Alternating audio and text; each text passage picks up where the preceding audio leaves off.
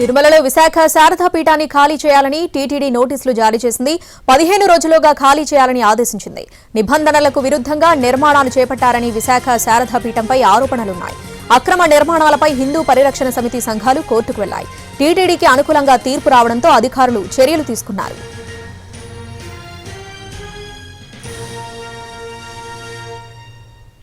దీనికి సంబంధించి పూర్తి అప్డేట్స్ మా ప్రతినిధి మోహన్ ప్రసాద్ ఫోన్ ద్వారా అందిస్తారు. మోహన్ ప్రసాద్.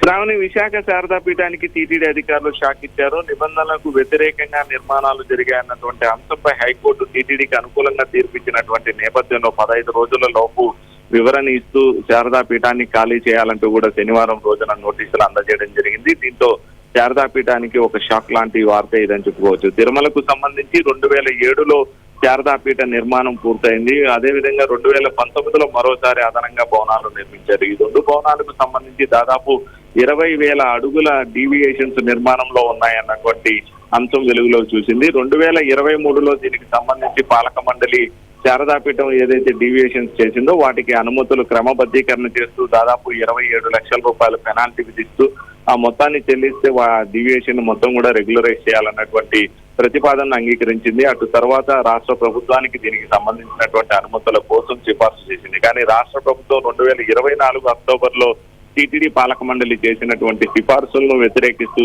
వెనక్కి పంపడం జరిగింది. నిబంధనల మేరకు విశాఖ శారదా పీఠం అక్రమ కట్టడాలపై చర్యలు తీసుకోవాలంటూ కూడా టీటీడీ ఈవోకు సూచించింది. అదే సమయంలో టీటీడీకి సంబంధించినటువంటి ప్రక్రియ ప్రారంభిస్తున్నటువంటి సమయంలోనే హిందూ ధర్మానికి సంబంధించినటువంటి కొంతమంది వ్యక్తులు విశాఖ శారదా పీఠం అక్రమ నిర్మాణాలపై హైకోర్టులో ఆశ్రయించారు. దీనికి సంబంధించి 2 ప్రజా ప్రయోజన వ్యాజ్యాలు దాఖలయ్యాయి. మరోవైపు ప్రజా ప్రయోజన వ్యాజ్యంపై హైకోర్టు అయితే టీటీడీకి అనుకూలమైనటువంటి తీర్పిచ్చింది. విశాఖ శారదా పీఠాన్ని ఖాళీ చేయించాలన్నటువంటి ఆదేశాలు అయితే హైకోర్టు జారీ చేసింది. దీంతో కోర్టు ఆదేశాల మేరకు శారదా పీఠానికి టీటీడీ అధికారులు అయితే నోటీసులు జారీ చేశారు.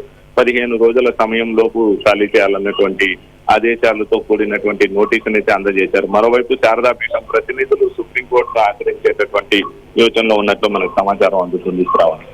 Right Mohan Prasad, thanks for the updates.